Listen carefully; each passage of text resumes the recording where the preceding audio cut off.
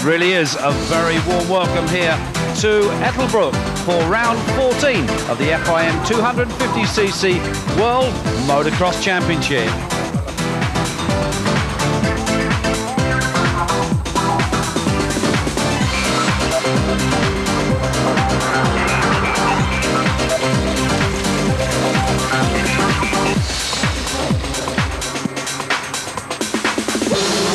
Well, it really is a very warm welcome here to Ettelbruck here in Luxembourg, just 30 kilometres north of the centre of Luxembourg for this very, very picturesque circuit. And the weather conditions could not be better for this 14th round of the 250 Grand Prix Series. It is indeed a triple header, 125s on the Saturday and the 500s and 250s on the Sunday. Well, there is the circuit here at Ettelbruck, 1,750 metres around. Let's go on board now with Yves de Maurier as he gives us a rider's eye view.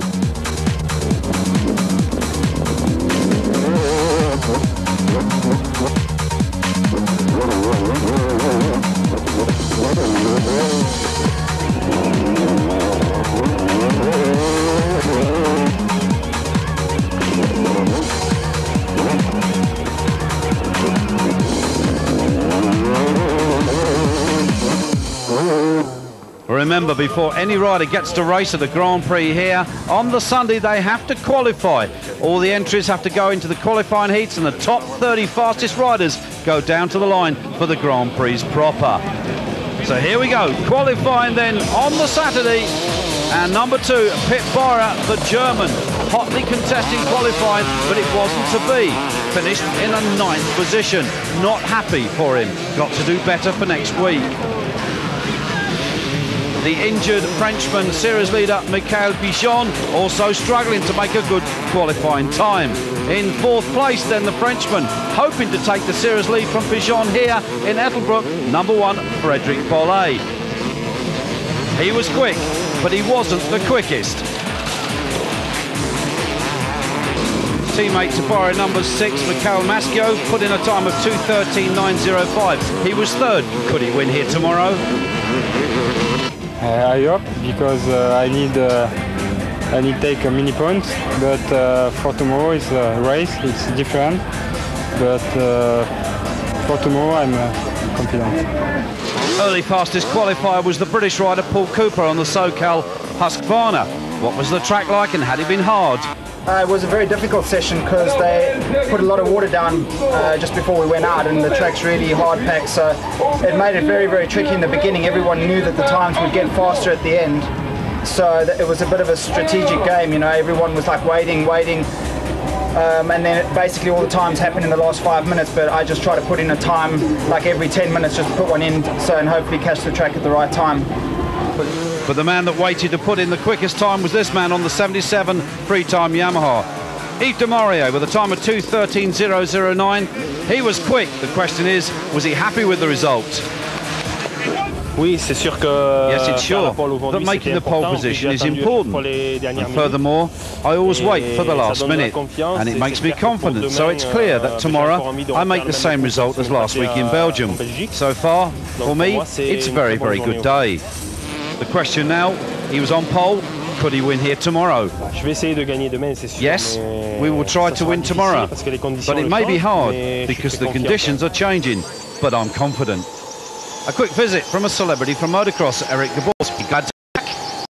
It's always nice to come back.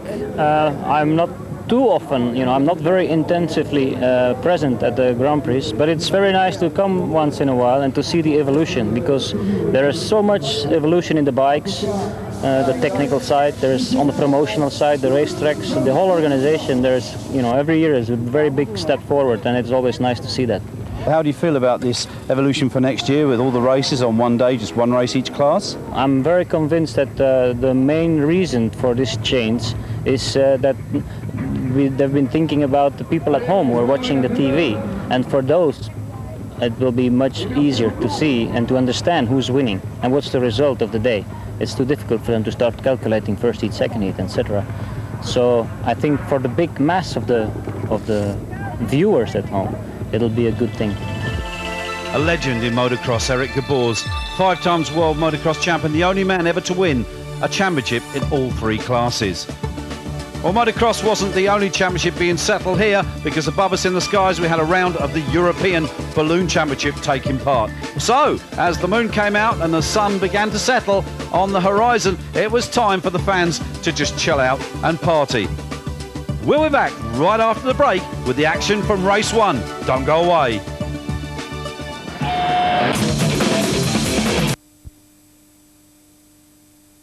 Falcon Dunge here, Ettelbruck in Luxembourg for this 14th round of the FIM World 250cc Motocross Championship. Qualifying's over, it's race day today, the fans are here and so are the celebrities.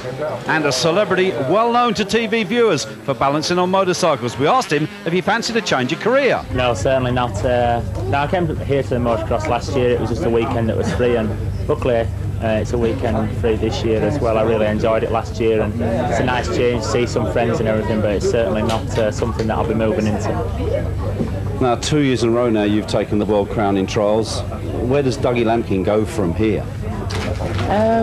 Just continuing with the same, really. Obviously, when you get to the #1 plate, you've got to try and defend it as best you can. Obviously, people expect you to win from now.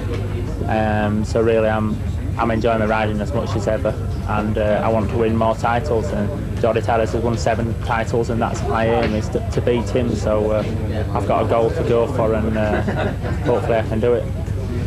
Well, son, of course, of former legendary world champion Arthur Lampkin, and no matter how much we tried, we just couldn't get Dougie to give us a lap round the track. No way, he says, I'll stick to trials. Well, party time, and certainly here was a bunch of girls who are a favourite with the crowd. The pom-pom girls showing us just about everything they could do.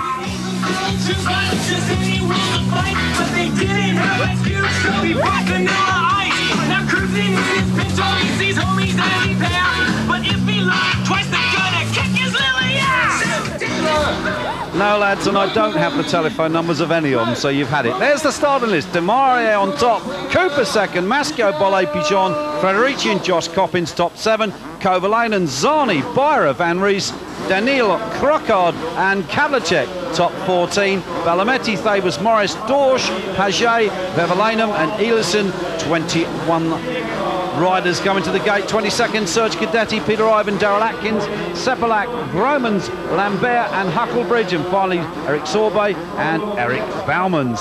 Top 30 then on to the gate for race 1 here in Luxembourg of this 250 FIM Motocross Grand Prix. It's round 14, 2 more to go after this to make it 16, 40 minutes plus 2 laps. The gate drops, here they go. Who's got the whole shot? Coppins on the inside, looking very quick out of the gate there. And let's have a look at this, because this is a replay, and Byra, he makes it just a little too quick and hits the gate. He'll have to come from the back. There's the #1 man, Bolle, there with the number 18 bike of Cooper beside him. Demarie and 69 Claudio Frederici all sandwiched going into that first left-hander, and Coppins on the inside, Pichon there, number 15 right behind him, but it's Federici then from Coppins. That's Bolle back in 3rd place, and I can see Pichon there as well. Well, what a start that was. Byra's going to have to come right from the back. Well, not worse things could happen to the poor guy. He's had such bad luck over the last few weeks. But Frederici, Coppins, Bolle, Maschio, Pichon, Dorsch there in 6th place, number 44. Great start for him. As they head round, it's still Coppins chasing the leader. Bolle back there in 3rd.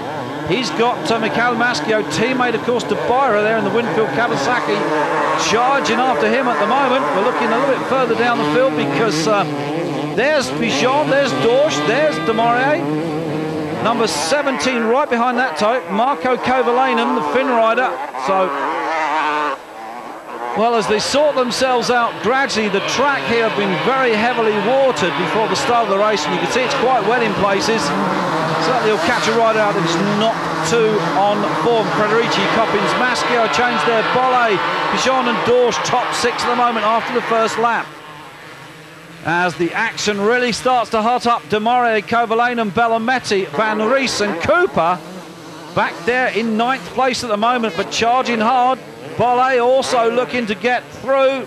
He wants to have a crack. He needs to score good points here. He had a DNF in the race 1 last week in Namur, scored a 3rd in a race 2, but he's looking to go up a place here at the moment as he gets underneath Maschio on the Kawasaki. He's done it. Up to 3rd place then goes the defending world champion number 1, Frédéric Bollé. Maschio fighting back for all his worth. Pigeon back there behind that group. And look at Josh Coppins here, under pressure now from Bollé. Bollé needs to score points here. Remember, Pigeon still riding with a slight shoulder injury. And here he goes. He's looking to get past the New Zealander, but he hasn't made it that time. Has another look. Oh, almost collides with the back of Coppins' machine. That could have cost him dearly. Let's have a look at that again in slow motion. You see he goes in very hot, brakes hard. Coppins slows up a little bit, almost collides with the back of that Corona Suzuki. So let's have another try, he says. Has a look up the inside this time. Is it going to be good? No, he fights back. Coppins does. No, Bollé sticks it this time. Coppins turns it on the axis, comes up the inside. He'll look back through the inside of the next corner. Has another look at it.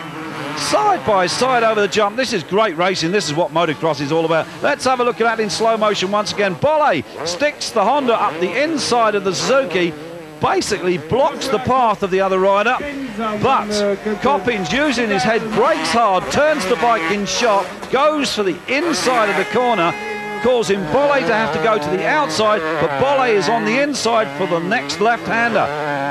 And then Coppins turns back again, the same move, but the opposite side, and has another try. They are side by side as they went over that jump. But this young man, Claudio Frederici, the Italian, on the Yamaha, no problems at all, totally unaware of what's going on behind him.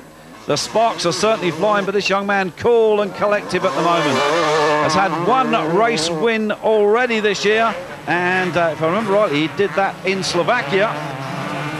And another good scrap beginning to boil up here, because here comes Bollé right past number 6, Mikhail Maschio. Maschio gets rid of his goggles. Bollé's certainly making hard work of this at the moment. He's already been up there into 2nd place, but made a mistake and dropped back again, but he's on the charge.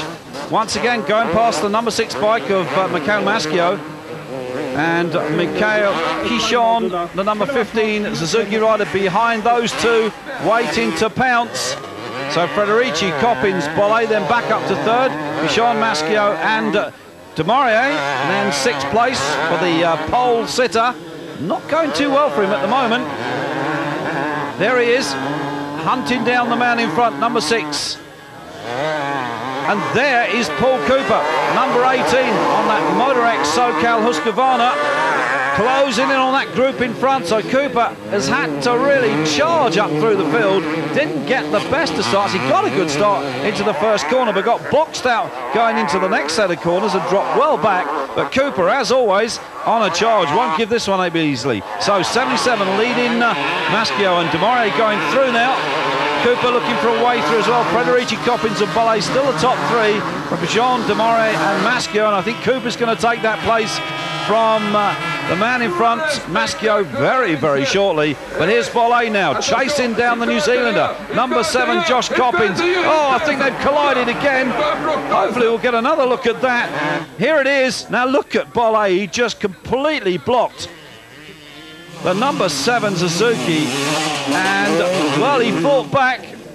The New Zealander, Josh Coppins, refusing. Oh, and again they've collided. Only this time Bollé got the better of it. So Frédéric Bollé riding like a battering ram here today. He's determined to score maximum points, and very lucky they're not to come off the bike. In fact, very lucky for the two of them not to come off the track. So the New Zealander having to concede to the Frenchman. Oh, and this is dreadful news for Mikhail Pichon. Rear suspension failure there. And another man that's having a dreadful time today. There he is, number 2, Pit Byron, up to 13th. Remember, he was stuck on the gate at the start of the race. So he's had to come from 30th place to get up to 13th. Just not a good day for the German. Here's the man that's having a great day, number 69, Claudio Frederici on the Yamaha. He's going to come round and take his 2nd Grand Prix Moto win. There is no doubt the Italian will be happy with that. A wheelie, oh, and almost off the wheelie to celebrate. He will certainly be well pleased with that result. We went over to the podium as Pascal asked Claudio about the race. Gladio, you did a very good race. You had a good start and you take the lead in the first lap, so it was more easy to go to win this race.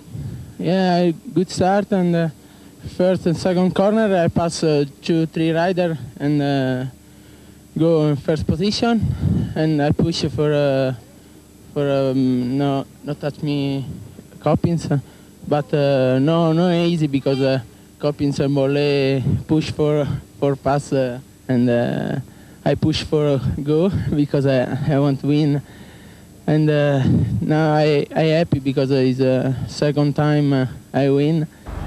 And his English gets better every week. So Claudio Frederici takes the win. Bolle, Coppins, De Maurier, Maschio, Cooper and Crockard up there to 7th place, just behind Paul Cooper. We'll be back after the break with race 2. Stay with us.